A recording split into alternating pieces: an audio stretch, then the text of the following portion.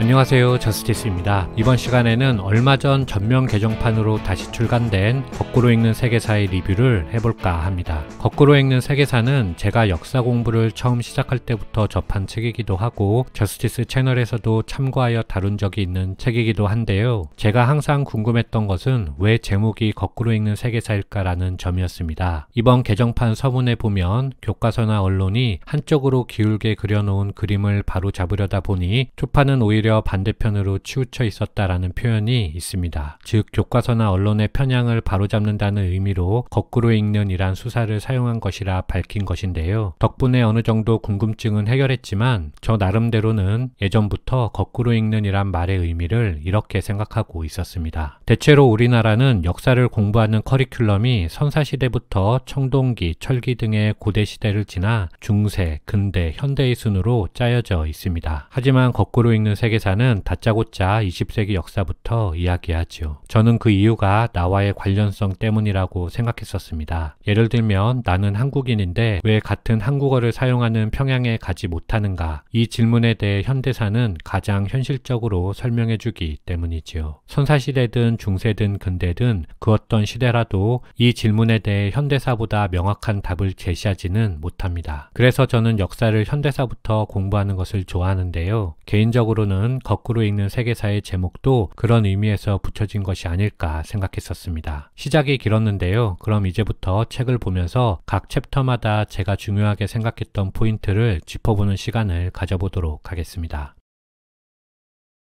드레피스 사건은 19세기 말부터 20세기 초반에 프랑스에서 있었던 일종의 간첩 조작 사건입니다. 드레피스 사건이 거꾸로 읽는 세계사에 맨 처음에 등장하는 이유는 드레피스 사건이 여러 의미에서 20세기를 열어젖힌 사건이기 때문인데요. 최근 이전의 개정판과 마찬가지로 간첩 조작의 피해자인 드레피스나 반역자 에스테라지에 대해서는 큰 관심을 두고 있지는 않습니다. 대신 더욱 주목하는 것은 국가가 확실한 증거가 없이 공정한 절차를 따르지 않고 결정한 사건을 누가 그리고 어떤 과정을 거쳐서 바로 잡았는가에 관심을 두고 있습니다. 19세기 말 프랑스는 약 100년 전부터 시작된 프랑스 대혁명을 지나면서 부침이 있기는 했지만 민주주의가 강화되고 있었습니다. 그리고 산업혁명으로 학문 연구가 보편화되면서 지식인 집단이 발생하여 시민사회의 역량도 이전보다 훨씬 발전하였죠. 그리고 그들은 결국 말과 글로 여론을 움직여서 권력까지 흔들 수 있는 20세기를 창조해냈습니다. 19세기에서는 보기 힘든 장면이었죠. 따라서 그 연장선상에서 20세기는 언론이 입법, 사법, 행정에 못지않은 권력을 가지게 되었습니다. 완벽한 간첩 조작 사건으로 마무리된 사건을 재심으로 여론을 돌리게 만든 것이 바로 언론이었기 때문입니다. 책에 보면 언론이 보도하지 않은 사실은 존재하지 않는 것이나 마찬가지였고 언론이 크게 꾸준히 보도하면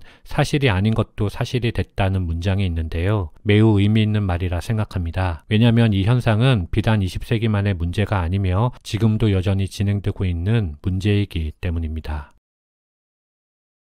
사라예보 총성은 제1차 세계대전의 시작을 알리는 총소리를 말합니다. 서양 열강들은 서로 앞다투어 민족주의를 내세우며 전쟁을 천명하였지만 그 시기에도 전쟁에 반대한 세력은 있었습니다. 1889년 제2인터내셔널이란 국제조직을 만든 유럽의 사회주의 정당들은 식민지 쟁탈에만 눈독을 들이는 부르주아 정부들을 비판하면서 전쟁이 터지면 모든 나라의 노동자와 사회주의자들이 총궐기에서 혁명을 일으키자고 결의했습니다. 하지만 대중은 부르주아 정부가 아니라 오히려 제2인터내셔널을 외면하였고 민족주의를 선택하면서 세계대전을 시작하였지요. 아이러니한 것은 유럽 바깥에는 문명이 없다며 타대륙을 착취했던 유럽인들이 과학혁명을 통한 신무기로 무장해서 서로 죽고 죽이는 참극을 발생시킨 것인데 그렇기 때문에 20세기의 진정으로 야만적인 곳은 타대륙이 아니라 유럽인 것입니다. 책에서는 독일 역사가 랑케의 말을 옮겨 표현하였는데요. 과학기술은 발전하지만 인간 정신은 진보하지 않는다라는 말입니다. 과학혁명은 인간의 생활을 편리하게 해주고 병을 낫게도 해주지만 동시에 가장 위험한 살인도구가 될 수 있습니다. 과학이 발전할수록 철학과 윤리가 그에 못지않게 강화되어야 한다는 평범한 생각을 다시 한번 해보았습니다.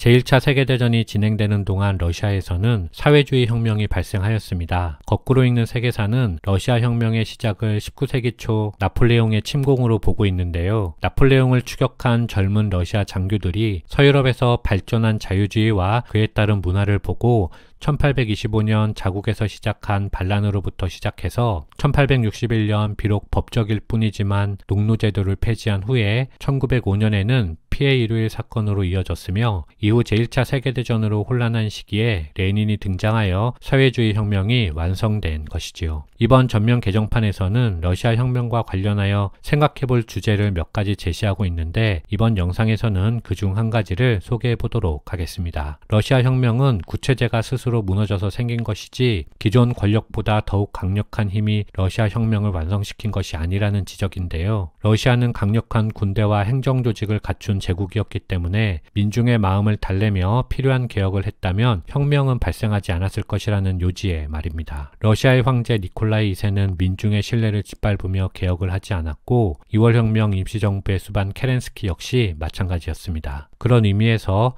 혁명의 적은 탄압이 아니라 개혁이라고 말하고 있는데 매우 날카로운 지적이며 모든 위정자들이 새겨들어야 하는 문구라고 생각합니다. 생각해보면 대부분의 혁명이 그런 것 같습니다. 미국의 독립혁명을 예로 든다면 미국도 처음에는 영국의 과도한 세금에 반발하며 영국인으로서의 권리를 찾고자 한 것이었을 뿐 독립까지 원한 것은 아니었으니까요. 하지만 영국의 무리한 과세가 계속되자 결국 미국은 개혁을 포기하고 혁명의 길을 선택하였습니다.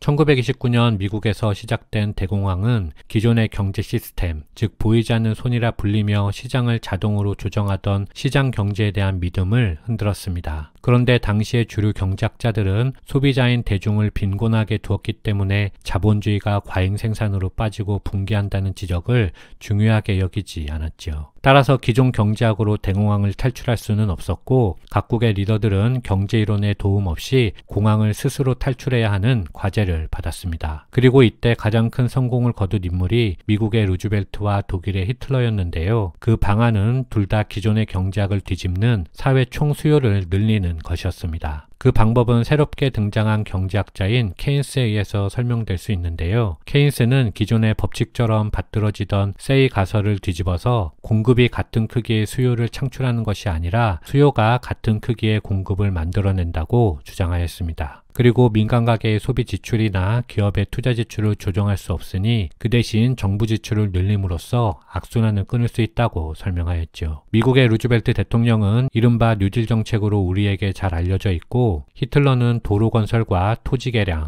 대규모 병영과 비행장 건설 등 토목 건설 사업에 중장비 대신 인력을 쓰면서 독일의 실업자를 없애며 결과적으로 케인스의 이론을 따랐습니다. 다만 독일의 경우 문제는 그 투자들이 군수산업에 치중되어 전쟁을 치르지 않고서는 쌓여만 가는 무기를 해결할 수 없는 지경에 이르렀다는 점이었죠. 아울러 케인스의 이론에 따르면 순수출은 총수요를 구성하는 중요 요소입니다. 따라서 만약 어느 한 나라가 보호무역 정책을 쓸 경우 그 나라는 순수출을 늘려 총수요를 증대하고 경기를 진작할 수 있습니다. 하지만 모든 나라가 그렇게 하면 어느 나라도 순수출을 늘리지 못하면서 결국 총 공급이 줄어 경기는 더욱 나빠지게 되지요. 실제로 1930년대에 들어서면 영국을 비롯한 미국, 프랑스, 독일 등이 각자 자신들의 식민지와 파운드 블록, 달러 블록 등을 만들어 보호무역을 실시하였는데 각 블록의 무역 전쟁은 결국 외교 분쟁과 군비 확장을 불러오며 제2차 세계대전으로 이어졌습니다. 개인적으로는 지금의 미중 무역 전쟁을 심각하게 바라봐야 하는 이유도 바로 이 지점에 있다고 생각합니다. 이번 전면 개정판의 대공황 챕터에서는 이전 개정판에 비해서 보다 전문적인 경제이론이 꽤 등장하기 때문에 경제학을 접해보시지 않은 분들께서는 조금 어렵게 느껴지실 수도 있을 것입니다. 그럴 경우에는 제가 오른쪽 상단에 링크해드리는 영상을 청취해보시면 작가께서 직접 전면 개정판의 내용을 친절히 설명해 주시기 때문에 경제학 초보자라도 쉽게 이해하실 수 있을 것이라 생각합니다. 다만 영상 전체가 책과 연결되는 것은 아니기 때문에 시간이 없으신 분들께서는 15분부터 28분까지 들어보시기를 추천드립니다. 한편 히틀러 챕터에서 중요한 것은 당시 힌덴부르크 대통령을 비롯한 독일의 보수 정치인들은 자기들이 히틀러를 이용한다고 생각했지만 그것은 엄청난 오판이라고 지적한 부분인데요. 왜냐하면 히틀러는 그들이 컨트롤할 수 있는 사람이 아니었기 때문입니다. 히틀러는 총리가 되면서 의회를 파괴하고 헌법의 기본조항을 무효화하는 전권위임법을 통과시키면서 바이마르 공화국을 무너뜨렸는데요. 히틀러는 총리가 되기 전에 이미 연설과 자신의 책을 통해서 본인의 사상과 목표